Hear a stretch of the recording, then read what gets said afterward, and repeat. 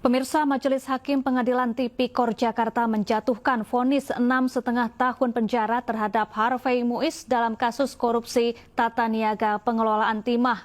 Suami aktris Sandra Dewi ini juga diwajibkan membayar uang pengganti sebesar 210 miliar rupiah. Pengusaha sekaligus suami aktris Sandra Dewi, Harvey Muiz, menjalani sidang putusan dalam kasus korupsi tata niaga pengelolaan timah di Pengadilan Tipikor Jakarta Senin siang. Dalam amar putusannya, Majelis Hakim menyatakan Harvey Muiz terbukti bersalah melakukan tindak pidana korupsi dan pencucian uang, serta menjatuhkan vonis hukuman 6,5 tahun penjara. Harvey Muiz juga diwajibkan membayar denda sebesar 1 miliar rupiah dan uang pengganti senilai 210 miliar rupiah. Apabila tidak dibayar, maka harta bendanya akan dirampas dan dilelang untuk mengganti kerugian negara, dan bila jumlah hartanya tidak mencukupi, maka diganti hukuman penjara. Atas vonis yang dijatuhkan, Harvey Muiz menyatakan masih pikir-pikir apakah akan mengajukan banding atau tidak. Mengadili, 1. Menyatakan terdakwa Harvey Muiz terbukti secara sah dan meyakinkan bersalah melakukan tindak pidana korupsi yang dilakukan secara bersama-sama dan melakukan tindak pidana pencucian uang yang dilakukan secara bersama-sama sebagaimana dalam dakwaan ke-1 primer dan dakwaan kedua primer. 2. Menjatuhkan pidana kepada terdakwa dengan pidana penjara selama 6 tahun dan 6 bulan dan denda sebesar 1 miliar rupiah dengan ketentuan apabila denda tersebut tidak dibayar akan diganti dengan pidana kurungan selama berapa tadi, Pak? 2 tahun. Bukan yang ini. Ya, 6 ya. Selama 6 bulan. Menghukum terdakwa untuk membayar uang pengganti kerugian keuangan negara sebesar 210 miliar rupiah dengan ketentuan jika terpidana tidak membayar uang pengganti selama paling lama 1 tahun setelah putusan pengadilan memperoleh kekuatan hukum. Kami lihat pertimbangannya seperti apa. Karena upaya hukum itu disediakan oleh peraturan perundang-undangan, apakah nanti kita akan mengajukan keberatan terhadap harta tersebut atau tidak. Ini semua akan kami pertimbangkan dalam waktu 7 hari ke depan. Tunggu pertimbangannya dulu, salinan putusannya. Kami ada waktu 7 hari untuk pikir-pikir, dan setelah itu kami akan tentukan upaya hukum apa yang akan kami lakukan. Demikian. Sebelumnya, kasus korupsi komoditas timah telah menjerat sebanyak 22 tersangka. Kerugian negara yang ditimbulkan akibat korupsi tersebut bernilai fantastis 300 triliun rupiah dan melibatkan suami Sandra Dewi, Harvey Muiz.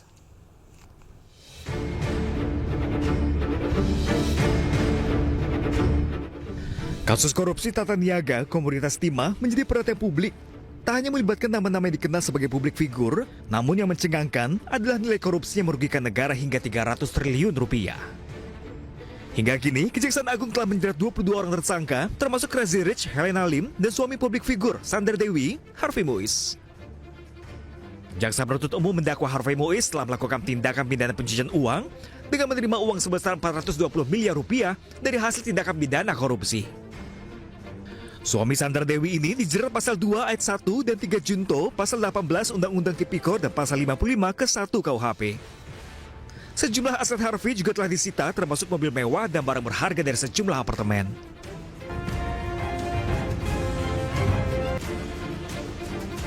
Selain itu, istri Harvey, Sandra Dewi, juga beberapa kali diperiksa terkait asal-usul aset dan dugaan TPPU yang menjerat suaminya.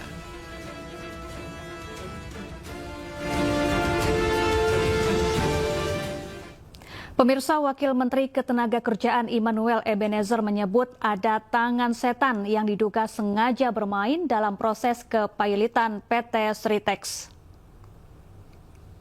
Yang pertama, kami menduga dugaan. Dalam proses kepailitan ini ada tangan setan yang bermain. Wakil Menteri Ketenagakerjaan Immanuel Ebenezer menyebut ada pihak yang diduga sengaja bermain dalam proses kepailitan PT Sritex. Hal tersebut disampaikan Wamenaker saat ditanya awak media tentang sikap Presiden Prabowo soal PT Sritex. Meski demikian, Wamenaker enggan menyebut siapa sosok tangan setan tersebut dan menyebutkan bahwa sosok tersebut akan terungkap nantinya, tinggal menunggu waktu. Pada kesempatan itu, Wamenaker juga memastikan komitmen Presiden Prabowo Subianto bahwa buruh Sritex tidak akan di-PHK. Yang pertama, kami menduga dugaan. Dalam proses peletan ini ada tangan setan yang bermain. Itu harus dicatat. Kedua, soal sikap Presiden, saya rasa sikap Presiden tidak berubah. Yaitu tidak ada PHK. Pemerintah melalui Kementerian Perindustrian berupaya menyelamatkan PT Sri Rejeki Isman Tbk atau Sritex dari kondisi pilot. Sejumlah skenario penyelamatan disiapkan agar raksasa tekstil ini bisa terus beroperasi tanpa ada pemutusan hubungan kerja karyawan. PT Sritex saat ini mempekerjakan 50.000 karyawan. Meski terus berproduksi, Sritex memiliki utang yang terus bertambah selama bertahun-tahun. Dari laporan keuangan terbaru, PT Sritex saat ini memiliki utang sebesar 25 triliun rupiah ke sejumlah pihak. Tim Liputan iNews melaporkan. Pemirsa, Ketua DPP PDI Perjuangan Deddy Sitorus menyebut dugaan pemberedelan lukisan Yos Suprapto seperti masa Orde Baru. Sementara itu, Yos Suprapto akan menempuh langkah hukum usai pameran lukisannya batal dipamerkan karena dinilai terlalu vulgar.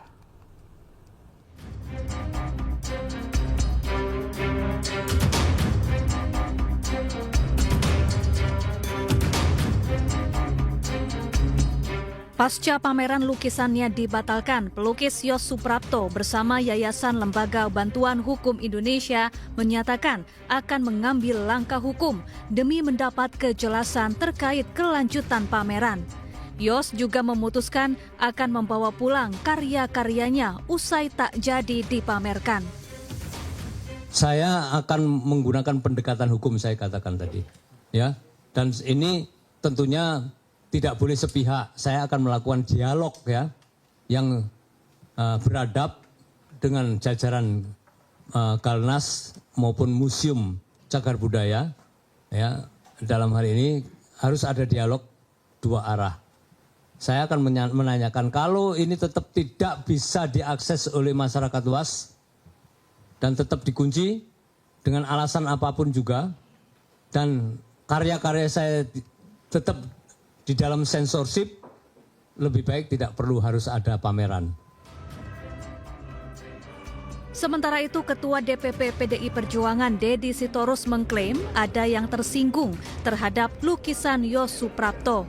Namun ia yakin pihak yang tersinggung bukanlah Presiden Prabowo Subianto, melainkan Presiden RI periode sebelumnya.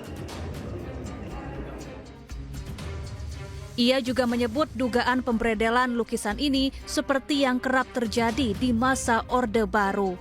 Ia meminta Menteri Kebudayaan Fadlizon dan wakilnya Giring Ganesa untuk berhati-hati. Sebelumnya, Galeri Nasional Jakarta membatalkan pameran lukisan Yos Suprapto bertajuk Kebangkitan Tanah untuk Kedaulatan Kamis lalu. Yos disebut keberatan memenuhi keinginan kurator untuk mencopot 5 karyanya. Pihak kurator menilai lukisan Yos terlalu vulgar dan tak sesuai dengan tema pameran. Tim Liputan iNews melaporkan.